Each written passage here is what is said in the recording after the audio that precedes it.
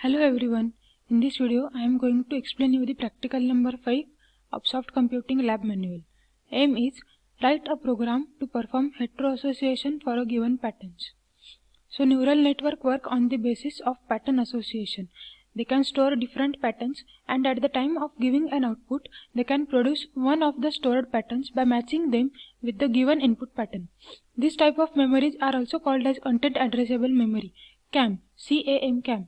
Associative memory makes a parallel search with the stored patterns as data files. So there are two types of associative memory. One, auto-associative memory. Second is the heteroassociative memory. So in auto-associative memory is the single layer neural network in which the input training vector and the output target vector are the same. So in this diagram, this is the input training vector and this is the output target vector, which is same.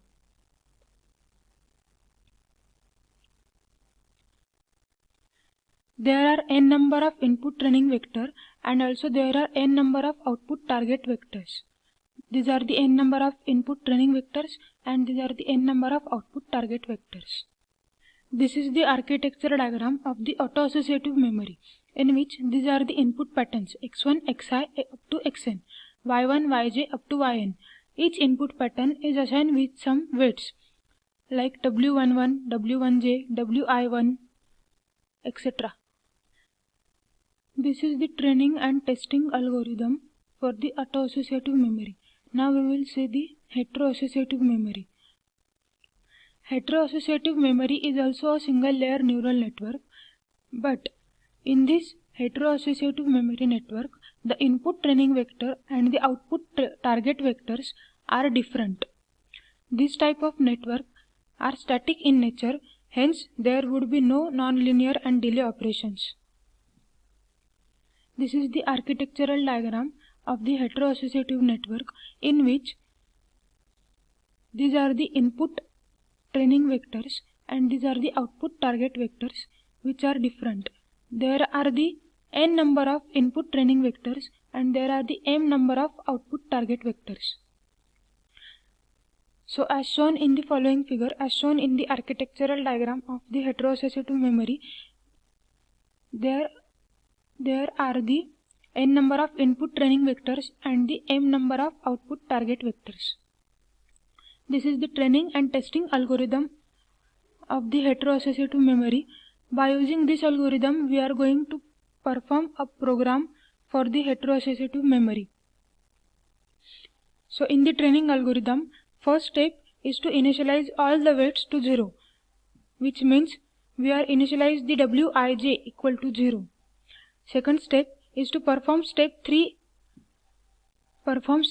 and 4 for each input vector. Step 3 is to activate each input unit as xi equal to si from I equal to 1 to n. Step 4 is activate each output unit as yj equal to sj from j equal to 1 to m. Step 5 is the adjust the weight, but we are not using this formula to adjust the weight. We are using the formula wij equal to summation of p equal to 1 to p 2 into si of p minus 1 into 2 into tj of p minus 1. This is the Hebb rule. By using that Hebb rule, we are calculating the weights. So this is our training algorithm. Now we are going further to test our algorithm. So in testing algorithm, step 1 is to set the weights obtained by using this formula. Step 2 is to perform step 3 to 5 for each input vector. Step 3 is to set the activation input units equal to that of the input vector. Step 4 is to calculate the net input to each output unit. So by using the formula y in j equal to summation I equal to 1 to n xi wij. In step 5, we are going to apply this activation function to calculate the output. Yj equal to f of y in j equal to plus 1 if y in j is greater than 0, equal to 0 if y in j equal to 0, and if minus 1 if y in j is less than 0. By using this training and testing algorithm, we are going to execute our program. So all of you know that first we have to create the file in MATLAB, write the code and save that file. Now we will see our program. To construct and test the heteroassociative network for binary input and targets. So first there are the basic commands: clear all, CLC, display, heteroassociative network. These are some input patterns which we are taking as the input. These are some output patterns. There are input patterns as x1, x2, x3 and x4, output pattern as t1, t2, t3 and t4. Now we initialize as n equal to 0.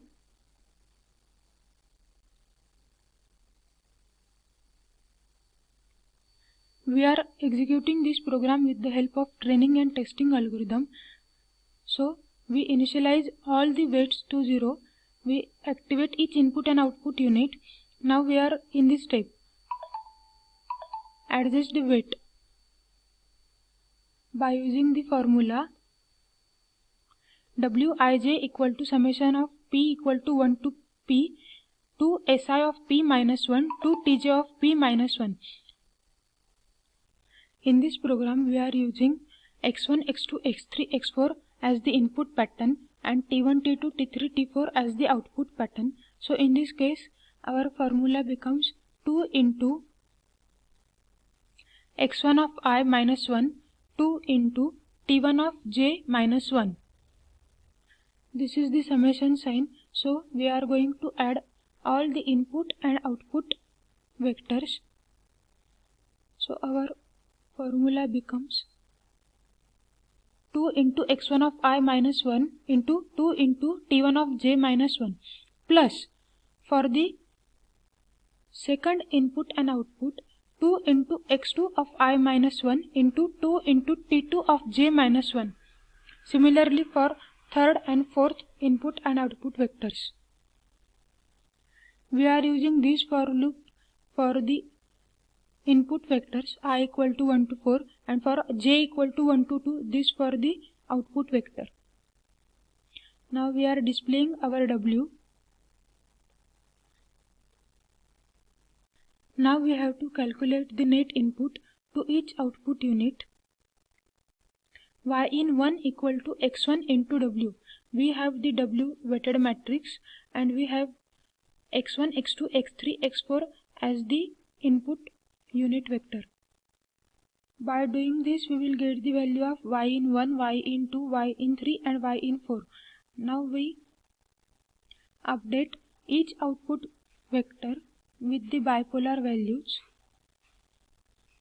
t1, t2, t3, t4 as t1 equal to 1 minus 1, t2 equal to 1 minus 1, t3 equal to minus 1 1 and t4 equal to minus 1 1.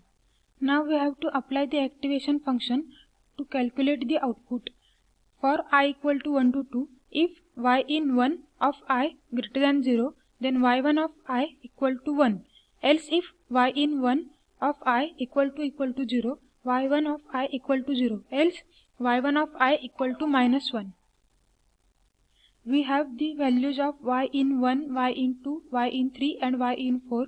So by using that value, we are going to calculate the output.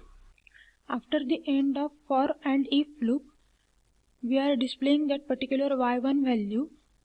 Now it's time to check that our input pattern and the output pattern are equal or not. So for that, for I equal to 1 to 2, if y1 of I, this y1 equal to t1 of I, this is t1. So if these both values are equal, then n equal to n plus 1.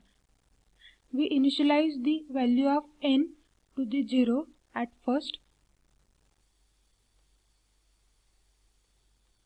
After this for loop, if the value of n is equal to 2, then the pattern is matched, else the pattern is not matched. This is for the set of first input and output patterns.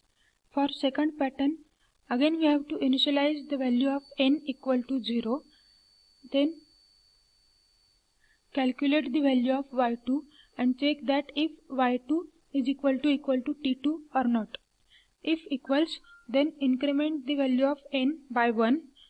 If n equal to 2, then again the pattern is matched, else the pattern is not matched. Now we have to perform the same steps for the next input pattern.